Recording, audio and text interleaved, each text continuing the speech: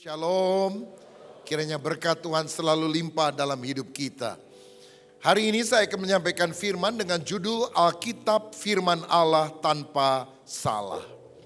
Saudara, kita sedang hidup dalam dunia yang penuh dengan tantangan, dan untuk itu kita membutuhkan petunjuk untuk kita bisa berkemenangan dan teguh menghadapi gelora zaman. Dan kita sangat bersyukur kalau penasehat kita bukan hanya orang yang pintar, orang yang bijaksana, tetapi Allah sendiri yang memberikan petunjuk kepada kita. Dan bersyukur Dia sudah memberikan Alkitab supaya kita memahami isi hatinya, agar kita sungguh-sungguh dituntun pada kehidupan yang kekal, pada kehidupan yang berhasil dan berguna, bermanfaat bagi orang lain. Matius 4 ayat 4 berkata, manusia tidak hidup dari roti saja, tapi dari setiap firman yang keluar dari mulut Allah. Ada banyak orang tiap hari makan capcay, puyung hai, barongsai. Badannya jadi montok. Tapi kalau saudara tidak suka baca kitab suci, imanmu akan rontok. Karena kita perlu keseimbangan makan jasmani dan juga makan rohani. Alkitab juga adalah buku petunjuk, manual book. Kalau saudara beli kompor, selain dapat kompornya, saudara juga dapat buku petunjuk bagaimana cara menggunakan kompor tersebut. Kalau saudara beli motor, saudara juga mendapatkan motor sekaligus buku petunjuk bagaimana cara penggunaan yang baik. Kalau motor dan kompor yang relatif murah harganya, ada buku petunjuknya, apalagi kita manusia, ciptaan Allah yang tertinggi. Dan bersyukur Tuhan telah menitipkan buku petunjuknya supaya kita bisa menyesuaikan dengan handbook, manual book ini, supaya kita sungguh-sungguh menjadi orang yang berkenan kepada Allah. Alkitab menuntun kita pada jalan keselamatan. Billy Graham, penginjil terkenal abad 20 berkata, Alkitab adalah peta jalan yang menunjukkan jalan ke sorga. Kita juga membutuhkan Alkitab untuk hidup berhasil, hidup berguna. George Washington, Presiden Amerika yang pertama, berkata, tidak mungkin dengan benar mengatur dunia tanpa Tuhan dan Alkitab. Mega korupsi sedang menggoncang Indonesia. Dari pertambangan saja 300 triliun, sekarang ini Pertamina diduga bisa 1.000 triliun, saudara-saudara. Siapa yang selama ini beli Pertamax? Ternyata dikibulin semua kita. Pertalite, saudara-saudara. Dan ini sudah berlangsung bertahun-tahun. Memang orang kalau tidak takut akan Tuhan, itu menyengsarakan seluruh rakyat. Bahkan saya lihat kemarin pejabat-pejabat pemerintah belinya bukan di Pertamina lagi, sudah beli di tempat yang lain. Ini kan mengerikan. Tidak mungkin memerintah tanpa takut akan Tuhan dan tanpa Alkitab. Karena firman Tuhan ini menunjukkan jalan kebenaran yang harus kita tempuh. Nah, kita harus sadar bahwa Alkitab adalah firman Allah sendiri. Dia bukan hanya pemikiran manusia, pendapat manusia, tetapi ada Allah melalui Roh Kudus yang bekerja. Walaupun mungkin yang menulis adalah Musa, Daud, Petrus, manusia biasa. Tetapi sebetulnya mereka dituntun oleh Roh Allah. Sehingga tulisan yang tercantum dalam kitab suci ini tidak salah dan sesuai dengan kehendak Allah. 2 Timotius 3 ayat 16 dan 17 mencatat. Segala tulisan yang diilhamkan Allah memang bermanfaat untuk mengajar, untuk menyatakan kesalahan, untuk memperbaiki kelakuan, dan untuk mendidik orang dalam kebenaran. Dengan demikian tiap-tiap manusia kepunyaan Allah diperlengkapi untuk setiap perbuatan baik. Tulisan ini diilhamkan Allah. Diilhamkan Allah artinya dihembusi nafas Allah. Theopneustos dalam bahasa Yunaninya. Artinya walaupun manusia yang menulis, tapi Allah yang memberikan ilham itu. 2 Petrus 1 ayat 20-21. Yang terutama harus kamu ketahui ialah bahwa nubuat-nubuat dalam kitab suci tidak boleh ditafsirkan menurut kehendak sendiri. Sebab tidak pernah nubuat dihasilkan oleh kehendak manusia, tetapi oleh dorongan Roh Kudus orang-orang berbicara atas nama Allah. Alkitab adalah firman Allah. Dan Alkitab tidak mengandung kesalahan. Sebab sumbernya adalah Allah yang benar. Sehingga apa yang disampaikan oleh Allah, dicatat oleh hamba-hambanya juga adalah kebenaran. Firman-Mu adalah kebenaran. Dalam Mazmur 119 ayat 160 ditulis, dasar firman-Mu adalah kebenaran. Dan segala hukum-hukum-Mu yang adil adalah untuk selama-lamanya. Jadi kebenaran firman itu terbukti dari apa yang Allah sampaikan. Amsal 30 ayat 5 dan 6. Semua firman Allah adalah murni. Ia adalah perisai bagi orang yang berlindung padanya. Jangan menambahi firman-Nya supaya engkau tidak ditegurnya dan dianggap pendusta. Firman Allah tidak boleh ditambah, tidak boleh dikurang. Karena harus terjaga kemurniannya, kebenarannya. Nah, masalahnya beberapa waktu ini seringkali ada tuduhan gencar kepada orang-orang Kristen bahwa Alkitab yang kita pegang sudah dipalsukan. Benarkah hal itu? Nah, saudara, kita perlu tahu bahwa perjanjian lama yang asli mayoritas ditulis oleh dalam bahasa Ibrani, ditulisnya itu dalam rentang waktu yang panjang. Antara tahun 1440 sebelum Masehi sampai tahun 400 sebelum Masehi. Jadi perjanjian lama ditulis jauh hari sebelum Yesus Kristus datang ke dunia. Nah, salinan yang tertua dalam bahasa Ibrani disebut Masoret Text. Yang lengkap itu namanya Kodeks Aleppo yang dimiliki oleh kita sekarang dari abad 10. Tapi yang paling lengkap dari Kodeks Leningrad di abad 11. Maksud saya begini. Alkitab itu waktu diilhamkan Allah atau orang menulisnya dengan ilham Roh Kudus. Kan mereka pakai media untuk menulis.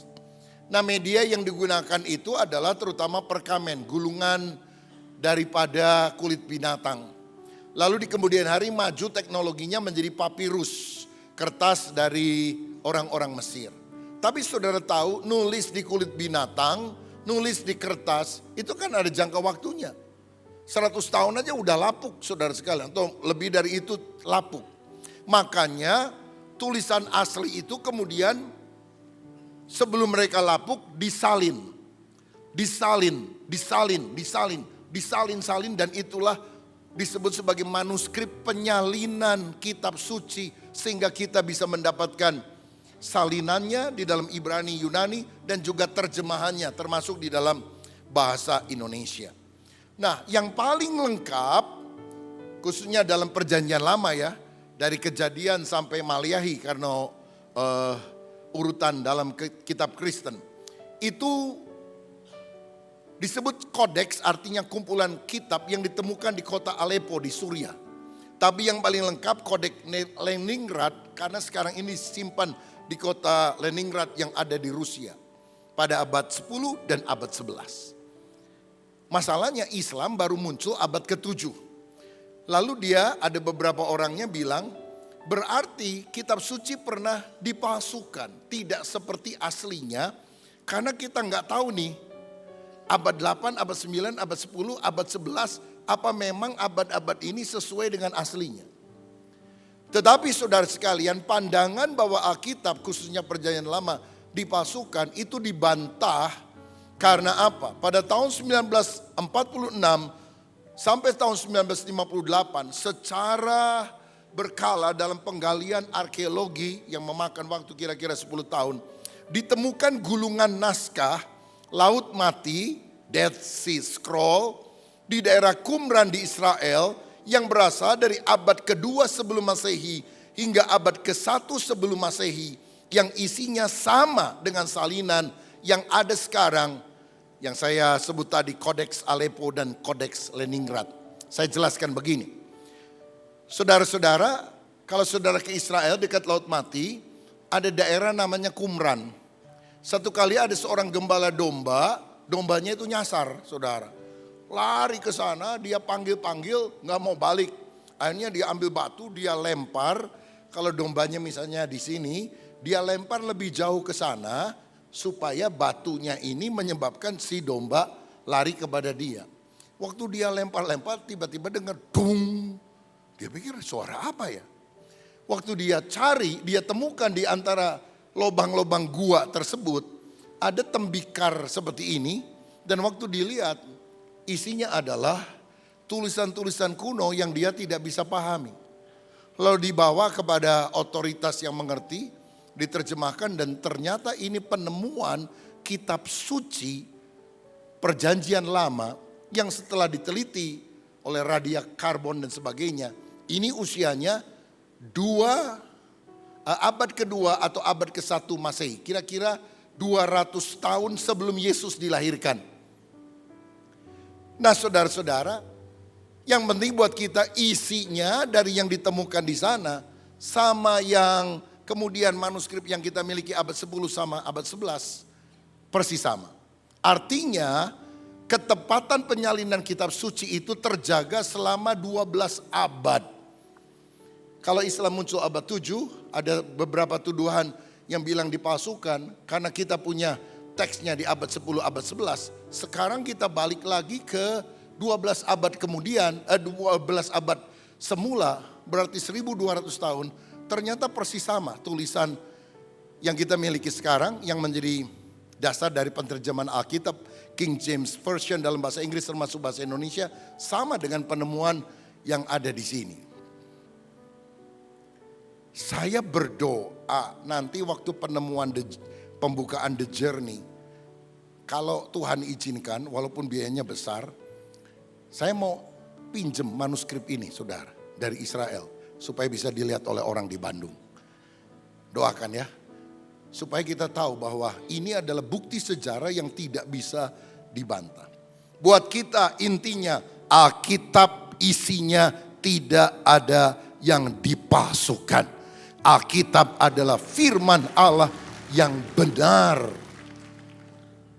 Nah saudara-saudara, selanjutnya kita melihat kenapa kita percaya bahwa salinan Alkitab itu benar. Karena manuskrip Alkitab jumlah salinannya itu jauh lebih banyak dari semua tulisan kuno yang lain. Misalnya perjanjian lama punya lebih dari 10.000 fragmen bahasa Ibrani. Fragmen artinya bagian ayat-ayat. Walaupun tidak lengkap ya. Kalau yang lengkap itu namanya kodeks. Kalau bagian-bagian itu namanya fragmen. Ada misalnya penemuan dari kitab Mazmur saja atau kitab Nabi Yesaya saja. Itu jumlahnya 10.000. Ditambah lebih dari 19.000 fragmen bahasa-bahasa lain. Karena dari bahasa Ibrani kan diterjemahkan bahasa Yunani, bahasa Syria dan sebagainya. Dalam perjanjian baru lebih banyak lagi, lebih dari 5.800 manuskrip Yunani yang lebih lengkap. Ya, perjanjian baru lengkap. Lebih dari 10.000 manuskrip bahasa Latin, lebih dari 9.300 bahasa lain, bahasa Syria, Koptik, Mesir, Armenia, dan sebagainya. Jadi total untuk perjanjian baru yang disalin itu lebih dari 25.000 salinan. Saudara perlu tahu, zaman itu belum ada mesin cetak. Jadi orang harus menyalinnya. Dan kalau ada salah salin saja sedikit, maka mereka membuat sebuah upacara penguburan tulisan tersebut. Diperlakukan seperti seorang manusia dikubur dengan upacara. Karena mereka sangat menghormati kitab suci sehingga tingkat kesalahan harus zero. Nah ada 25.000 salinan yang ada. Naskah tertua perjanjian baru adalah Papyrus Rylands P52 sekitar tahun 125 Masehi, ayat-ayat yang diambil dari Injil Yohanes. Yohanes mati itu tahun 90 sampai tahun 100. Jadi tulisan yang ditulis oleh dia itu masih ada 25 tahun kemudian setelah kematiannya. Berarti sangat dekat sekali dengan masa hidup daripada penulisnya. Saya tunjukkan bagan ini supaya saudara mengerti karena mungkin jarang saudara terima pengajaran semacam ini. Lihat perjanjian baru penulisan tahun 50 sampai 100 Masehi, salinan yang ada 25.000 lebih. Pada jarak dengan naskah aslinya kira-kira 50 tahun sampai 300 tahun. Sedangkan buku lain, Iliad, sejarah perang Galatia, sejarah Yunani, sejarah Romawi, dialog Plato, itu salinannya enggak sebanyak Alkitab. Paling banyak 1.800, paling sedikit 36. Ada seorang sejarawan Roma, Tacitus, yang menulis dan hanya ada salinan 36, tapi semua orang bilang ini naskah yang benar, akurat, tidak mungkin salah. Pada salinnya 36, saudara sekalian. Dan penemuan itu 1.000 tahun, lebih kurang 1.000 tahun, padahal dia menulis tahun 100. Artinya setelah dia mati, baru 900 tahun kemudian salinannya itu ditulis oleh orang. Kalau Alkitab hanya jarak 50 tahun. 50 tahun itu artinya begini. Kalau saya pertama kali khotbah 16 tahun, saya khotbah dari sejak muda, saudara, usia 16 tahun. Usia 50 tahun berikutnya berarti usia berapa? 66 tahun saya menuliskan ulang semua khotbah saya yang ada di dalam transkrip menjadi sebuah buku, maka sayanya masih hidup. Sedangkan buku-buku yang lain penulisnya sudah mati. Saya mau tanya begini, kalau menurut saudara mana yang lebih logis? Yesus mati di salib, minimal ada 4 orang saksi sejarah yang hidup sejaman dengan dia. Matius, Markus, Lukas, Yohanes. Yang melihat dengan mata kepala sendiri atau setidaknya mendengar hal ini langsung dari murid Yesus. Contohnya Petrus memberitahukan kepada Markus peristiwa kematian Yesus. Saudara percaya enggak kalau saksi matanya melihat? Atau saudara lebih percaya 7 abad kemudian, 700 tahun kemudian ada orang bilang, oh bukan Yesus yang disalib. Ada orang lain yang diserupakan, mungkin Yudas Iskariot. Dia tidak mati disalib. Saya mau tanya, secara ilmiah mana yang lebih bisa dipercaya? Kesaksian dari orang yang hidup 700 tahun kemudian yang gak pernah lihat langsung, atau kesaksian orang yang mengalami secara langsung? Mengalami langsung. Dan saya mau bilang, Alkitab, Injil adalah tulisan-tulisan orang yang melihat secara langsung, mengalami secara langsung tentang siapa Tuhan. Mengapa kita digoyangkan oleh orang yang tidak melihat langsung dan hidupnya ratusan tahun setelah itu? Saya percaya Alkitab adalah firman Allah. Saya percaya Alkitab adalah benar. Alkitab tidak dipalsukan. Kita memiliki dokumen sejarah yang sangat akurat. Lagi pula Alkitab bertahan sepanjang masa. Berkali-kali berusaha dibakar oleh kaisar-kaisar Romawi. Tetapi sampai hari ini Alkitab tetap bertahan. Saya pernah pergi ke Roma, ada Colosseum dan di sampingnya ada sebuah tugu. Saya berdiri berfoto di bawah tugu itu. Dibangun pada zaman Kaisar Diokletian, salah satu yang paling kejam, membinasakan kekristenan. Dan tulisan di sana dalam bahasa Indonesia artinya, disinilah berakhirnya kekristenan. Jadi dia membuat sebuah prasasti bahwa kekristenan selesai. Karena orang-orang Kristen ditangkap, dibunuh, semua Alkitab dibakar. Tapi kemudian saya bisa berfoto sekian tahun yang lampau di monumen berakhirnya kekristenan. Dan saya orang Kristen, saya masih hidup beberapa abad setelah kaisar itu mati. Itu artinya apa? Firman Allah berusaha dibinasakan, tapi bertahan sepanjang masa. Karena Allah yang menjaganya, Allah yang memeliharanya, Allah yang membela firman-Nya. Amin saudara. Matius 24 ayat 35 berkata, langit dan bumi akan berlalu, tetapi perkataanku tidak akan berlalu. Alkitab adalah buku yang paling banyak dicetak dan selalu up to date. Orang di abad pertama, kalau dia mendengar firman, atau di abad ketiga ketika dia membaca kitab suci, dan di abad 21 ketika dia membaca kitab suci, selalu ada hal-hal yang tepat sesuai dengan kebutuhan kita pada setiap zaman. Kalau manusia yang menulis, tidak mungkin hal itu terjadi. Kenapa saya percaya bahwa Alkitab itu adalah firman Allah? Bukankah banyak buku rohani yang telah ditulis, tapi kita nggak bisa bilang buku rohani itu adalah firman Allah? Pertama, karena kesatuan Alkitab. Saudara tahu berapa jumlah kitab di dalam Alkitab ini? 66. Sebetulnya kitab ini terdiri dari kumpulan 66 buku. Bayangkan ya, kalau zaman dulu orang kan nulis di perkamen, yaitu gulungan daripada kulit binatang, kulit domba, kulit sapi. Kitab Kejadian aja Itu kan pasalnya banyak banget. Gak mungkin satu gulungan, bisa 10 gulungan. Itu baru Kejadian, belum Keluaran, belum Imamat, belum yang lain-lain. Jadi kalau kita mau dengar khotbah, mungkin ada ratusan gulungan bulu binatang di sini. Dan kita ambil berat, saudara-saudara, minta beberapa asyir tolong bukakan. Waduh, repot sekali. Bersyukur melalui teknologi penemuan mesin cetak. Sekarang dibuat lebih ringkas, 66 buku. 39 perjanjian lama, 27 perjanjian baru. Penulisnya lebih kurang 40 orang selama 1600 tahun, 16 abad. Tapi memiliki satu doktrin yang tidak bertentangan. Kalau di perjanjian lama dikatakan bahwa keselamatan karena iman, Abraham dibenarkan karena iman, bukan karena perbuatan baik. Di perjanjian baru pun prinsipnya sama, keselamatan karena iman. Konsep moral yang sama, di perjanjian lama membunuh adalah dosa, di perjanjian baru membunuh juga adalah dosa. Tidak kontradiksi satu dengan yang lain.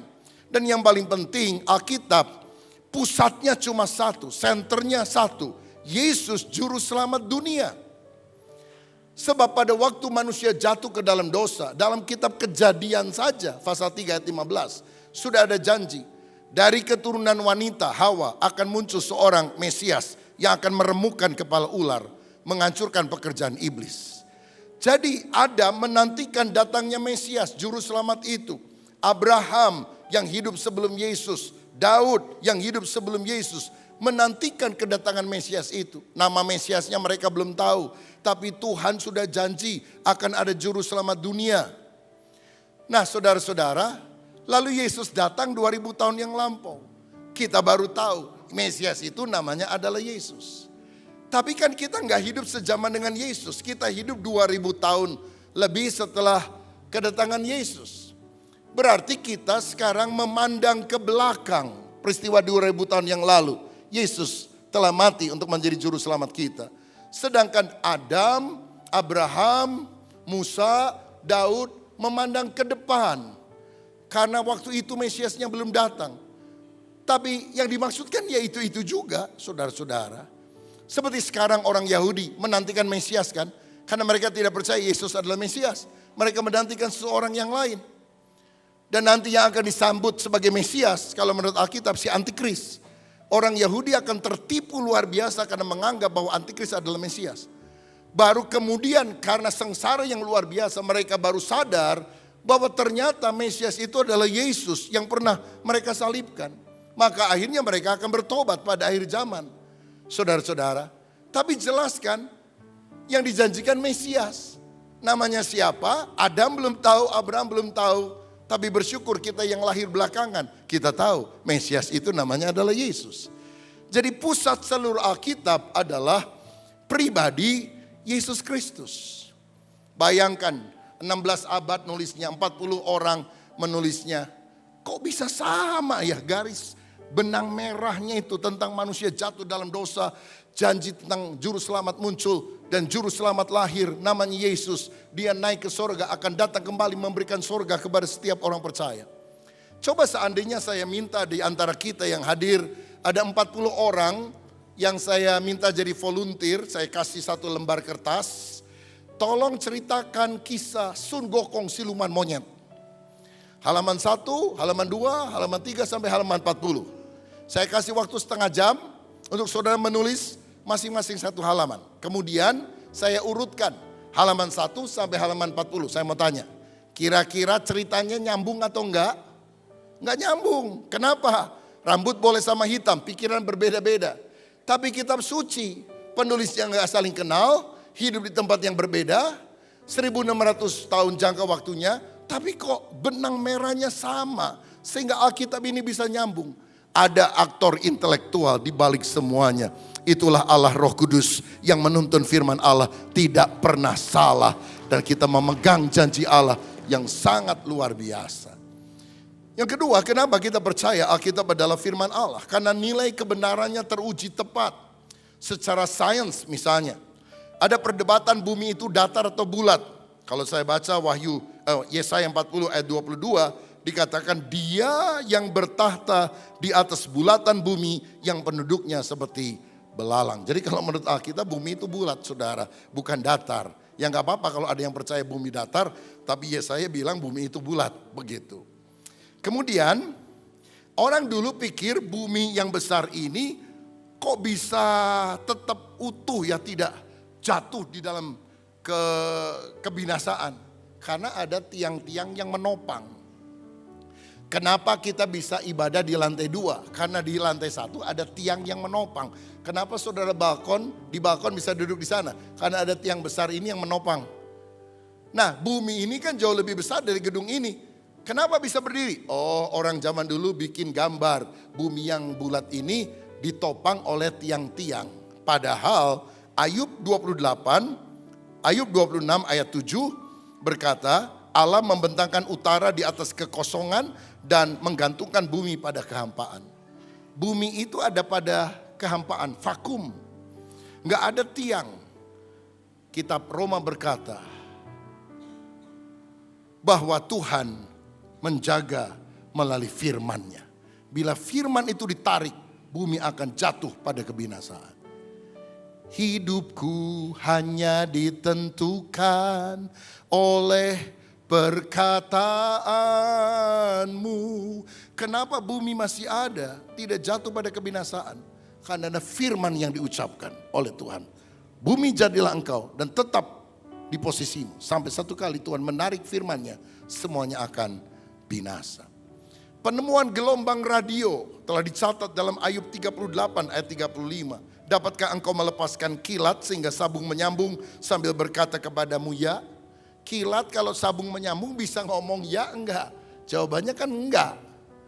Tapi sekarang kita tahu bahwa gelombang elektromagnetik bisa menghantarkan suara. Bukan cuma ngomong ya, kirim siaran berita, mau nyanyi dan sebagainya. Saudara juga bisa dengar. Karena itu kita punya radio Karisma 98,6 FM. Dengarkanlah karena banyak firman Tuhan yang disampaikan juga di sana. Termasuk ibadah ini. Itu disiarkan secara live di radio tersebut. Secara sejarah saudara-saudara, ada banyak penemuan arkeologi yang ternyata membuktikan bahwa apa yang dicatat Alkitab benar. Ada yang bilang bahwa Raja Belsasar itu cuma dicatat di Alkitab, nggak ada di kitab yang di tulisan-tulisan yang lain. Ternyata ada prasasti yang menemukan bahwa Raja Belsasar menjadi Raja Babel. Lalu buku yang lain bilang raja terakhir keturunan Nebukadnezar yang kemudian dikalahkan oleh kerajaan Persia namanya adalah Nabonidus dan bukan Belsasar. Jadi pasti Alkitab yang salah. Liciknya begitu saudara. Ketika ada literatur yang beda dengan Alkitab, yang pasti disalahkan Alkitab, bukan literatur itu. Tapi ternyata terbukti bahwa raja terakhir namanya Nabonidus. Tapi pada waktu dia tua, dia pergi ke hutan dan mendalami agama-agama purba, lalu pemerintah diserahkan kepada anaknya yang bernama Belsasar. Jadi secara de jure, secara hukum yang menjadi raja masih bapaknya Nabonidus, tapi de facto secara kenyataan yang menjadi raja adalah anaknya.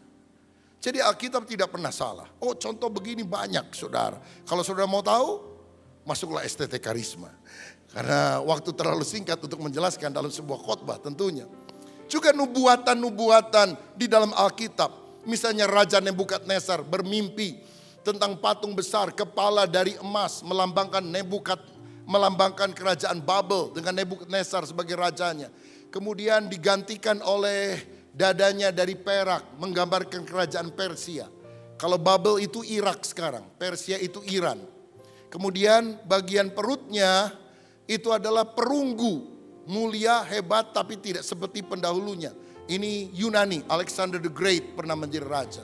Kakinya itu dari besi, keras. Dan itu kerajaan Roma. Ternyata betul loh saudara. Nebukadnezar yang mimpin kerajaan Babel, di kemudian hari kerajaannya dikalahkan oleh Persia. Persia dikalahkan oleh Yunani. Yunani dikalahkan oleh Roma.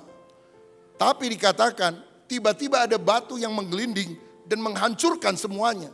Dan itulah kerajaan Allah yang akan berdiri tetap pada akhir zaman. Yesus menjadi raja sampai selama-lamanya. Amin saudara. Nah, nubuatan tentang Kristus, tentang namanya, tempat kelahirannya, apa yang dia ucapkan, Bagaimana dia akan ditusuk tapi tulangnya tidak dipatahkan. Juga dicatat semuanya secara lengkap di dalam Alkitab. Karena itu bacalah firman. Mengapa? Faedah firman itu sangat luar biasa. Mazmur 1 ayat 1-3 mencatat hal ini. Berbahagialah orang yang tidak berjalan menurut nasihat orang fasik, yang tidak berdiri di jalan orang berdosa, yang tidak duduk dalam kumpulan pencemooh. Tapi yang kesukaannya ialah Taurat Tuhan, dan yang merenungkan Taurat itu siang dan malam. Ia seperti pohon yang ditanam di tepi aliran air, yang menghasilkan buahnya pada musimnya, tidak pernah layu daunnya, apa saja yang diperbuatnya berhasil. Yang pertama, kalau saudara baca mendengarkan firman Tuhan, itu mendatangkan kebahagiaan dalam hidup kita. Yeremia 15 ayat 16, apabila aku bertemu dengan perkataan-perkataanmu, maka aku menikmatinya. Firmanmu menjadi kegirangan bagiku, menjadi kesukaan hatiku, sebab namamu telah diserukan atasku, ya Tuhan Allah semesta langit.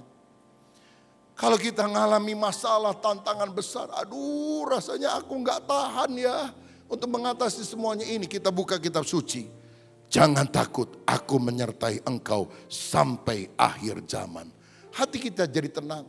Aduh rasanya pencobaan berat banget ya, gimana saya bisa mengatasinya? Pencobaan yang kamu alami biasa, tidak melebihi kekuatanmu. Tuhan akan memberikan jalan keluar bagimu. Aduh saya sakit, takut mati, gimana ya? Aku tidak akan mati, aku akan hidup dan aku akan memuliakan Tuhan. Karena bilur Yesus menyembuhkan segala macam penyakit kita. Bukankah kita menjadi tenang, ada kebahagiaan, damai sejahtera mengalir dalam hidup kita. Kedua, firman akan membawa keberhasilan. Apa saja yang diperbuatnya berhasil. Seperti pohon yang menghasilkan buah, itu hidup yang produktif. Selalu ada buah-buah yang indah dalam setiap musim kehidupan kita. Kalau saudara mau berhasil dan beruntung, baca firman, taati firman, berlaku sesuai dengan ajaran firman, maka kita akan dituntun pada jalan yang benar. Yang ketiga, firman akan menjauhkan kita dari dosa. Karena dosa akan membawa kita pada kebinasaan. Jadi orang yang cinta firman tidak duduk dalam kumpulan pencemooh. Tidak berjalan menurut nasihat orang fasik. Tidak berdiri di jalan orang berdosa. Saya mau katakan, Alkitab akan menjauhkan kita dari dosa. Atau dosa akan menjauhkan kita dari Alkitab. Kenapa banyak orang tidak suka baca Alkitab? Waktu baca Alkitab merasa ditegur terus. Jadi malas dia baca Alkitab.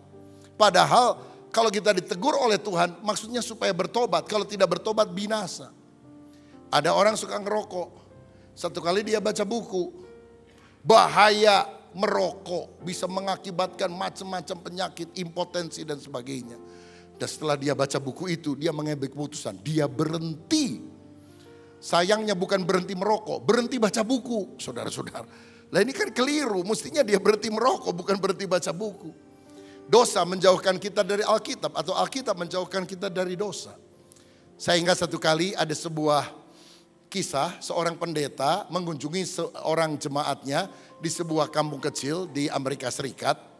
Dan pendeta waktu masuk rumah itu melihat di meja itu ada Alkitab. Dia pikir, wah bagus nih jemaat saya ada Alkitab di mejanya. Berarti dia suka baca Alkitab dong. Lalu dia perhatikan ada uang $100 tercecer di meja tersebut. Ya, jadi waktu ngobrol-ngobrol dan sebagainya, matanya lihat uang $100 dan dia mulai pikir, ini siapa aja bisa ngambil nih, ya. Jadi supaya nggak hilang, dia masukkan, diselipkan ke dalam Alkitab. Nah, setelah pendetanya pulang, suami istri ini ngomong, tadi saya taruh uang $100 kok hilang ya? Suami bilang lihat dulu, dicari nggak ketemu, saudara. Dan akhirnya istri bilang, ini pasti pendeta yang nyolong. Tadi sebelum pendeta datang ada duit $100, sekarang duitnya hilang. Sejak itu kepahitan, saudara-saudara. Nggak pernah mau ke gereja. Dendam, pendeta, khotbah, tapi nyolong. 3 bulan kemudian, nggak sengaja mereka berpapasan di sebuah supermarket. Hei ibu, apa kabar? Sudah lama nggak ke gereja, kemana aja? Ibu pikir, Ini kesempatan saya ngomonglah apa adanya. Maaf Pak Pendeta, saya memang sengaja 3 bulan gak ke gereja. Karena saya ternyata lihat Pak Pendeta itu munafik. Pak Pendeta kunjungi saya tapi ternyata curi uang $100 punya saya. Hah? Curi? Oh saya ingat. Memang waktu kita ngobrol saya lihat ada uang $100. Dan saya pikir jangan-jangan nanti ada orang mencuri nih. Atau keleleran, lupa, kebuang dan sebagainya. Maka saya masukkan di belakang sampul Alkitab ini. Karena saya lihat kan ada Alkitab di meja. Saya pikir Bapak Ibu kan tiap hari baca Alkitab. Heran juga ya. Kenapa 3 bulan gak bisa temukan uang itu di dalam Alkitab. Apa Ibu suka baca Alkitab tiap hari? Karena mestinya kalau besoknya baca Alkitab kan langsung ketemu. Langsung wanita itu bilang, aduh maaf memang saya jarang-jarang baca Alkitab. Lalu ngapain taruh Alkitab? Oh supaya semua orang tahu saya orang Kristen.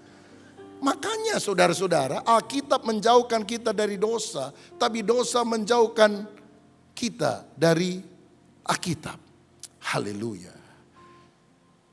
Jadi kalau ada istri yang suka menggeladah pakaian suami, cari uang dan sebagainya, dan suami itu tidak bertobat, masukin Alkitab, saudara-saudara. Dia nggak akan duga bahwa itu ada di sini, karena dia jarang baca Alkitab. Tapi udah dengar gini semuanya jadi tahu ya. Alkitab menjauhkan kita dari dosa. Karena dosa mengakibatkan kebinasaan. Padahal Tuhan ingin agar kita berjalan dalam kebenaran. Dalam hatiku aku menyimpan janjimu supaya aku tidak berdosa terhadap engkau. Kata Mazmur 119 ayat 11. Yang terakhir yang keempat. Alkitab akan membuat kita mengenal Allah dan dikenal oleh Allah. Yohanes 17 ayat 3. Inilah hidup kekal. Yaitu mengenal Allah dan mengenal Kristus. Mengenal Allah mendatangkan keselamatan kekal dalam hidup kita. Kalau kita baca Alkitab, kita tahu Tuhan maunya apa. Bukan cuma maunya kita yang dituruti Tuhan. Tuhan juga punya kemauan. Pergilah, jadikan semua bangsa muridku. Baptislah, ajarlah. Bukankah itu amanat agung yang merupakan kerinduan hati Tuhan yang kita harus tangkap dan kita lakukan. Mari kita mengenal pribadi Tuhan. Dan yang paling utama, kita dikenal oleh Tuhan. Seperti Musa yang menerima perintah Allah, lalu dia mentaatinya. Sehingga Ulangan 34 ayat 10 berkata demikian. Ulangan 34 ayat yang ke-10. Seperti Musa yang dikenal Tuhan dengan berhadapan muka, tidak ada lagi yang bangkit di antara orang Israel. Yang paling penting itu bukan cuma mengenal Tuhan atau rasa kenal, tapi dikenal oleh Tuhan. Karena di dalam ayat yang ke-6 dari Mazmur 1 tadi dikatakan demikian. Mazmur 1 ayat 6. Sebab Tuhan mengenal jalan orang benar. Kalau kita hidup benar, dikenal sama Tuhan loh saudara. Yang paling penting bukan rasa kenal Tuhan, tapi Tuhan kenal kita. Saudara kenal gak dengan Presiden Prabowo Subianto? Oh sering saya lihat di TV, sering muncul. Masalahnya Presiden kenal saudara gak? Gak kenal kan? Kita rasa kenal Tuhan. Suka dengar tentang Tuhan. Kalau saya pergi ke gereja dengar khotbah, Tuhan kenal kita enggak? Jangan sampai nih kita rasa kenal Tuhan. Tuhan, aku sudah bernubuat, mengusir setan, menyembuhkan orang. Tuhan bilang, enyahlah engkau. Aku tidak kenal engkau, hai engkau pembuat kejahatan. Apa saudara yakin Tuhan kenal kita? Kalau kita sungguh bertobat, datang sama Tuhan, baca firman setiap hari, berdoa kepada Tuhan. Tuhan akan dekat kepada kita. Kita mengenal Dia, Dia juga mengenal kita. Karena itu saya dorong saudara, ikutilah program Gedor, Gerakan Doa dan Firman. Kita punya komitmen sejak 1 Januari, baca 1 pasal saja, gak usah banyak-banyak, 1 pasal. Hari ini Lukas 17. Baca 1 pasal, gak sampai 5 menit saudara-saudara. Tapi jawab 3 hal. Kebenaran, koreksi, komitmen. Kebenaran apa yang saya temukan dalam pembacaan hari ini? Koreksi apa yang saya harus lakukan? Dan komitmen apa yang saya mau buat menanggapi firman. Lalu berdoa untuk orang-orang di sekitar kita. Berdoa untuk kebutuhan pribadi.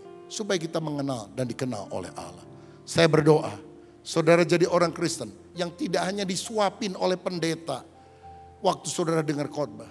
Tapi tiap hari baca Alkitab, baca kitab suci, Karena ini fondasi kekristenan yang membedakan Kristen sejati dan Kristen KTP.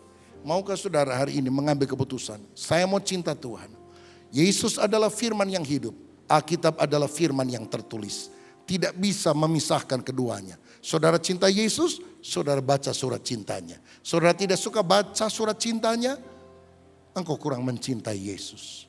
Kalau saudara dan saya mau mengambil keputusan, baca Alkitab. Satu pasal saja setiap hari. Ada penuntunnya di apps GB Battle. Ada bukunya, Gerakan Doa dan Firman. Engkau bisa minta kepada pengurus. Ada linknya. Setiap hari hanya satu pasal. Hari ini Lukas 17, besok berikutnya. Supaya kita sungguh-sungguh makin mengenal firman.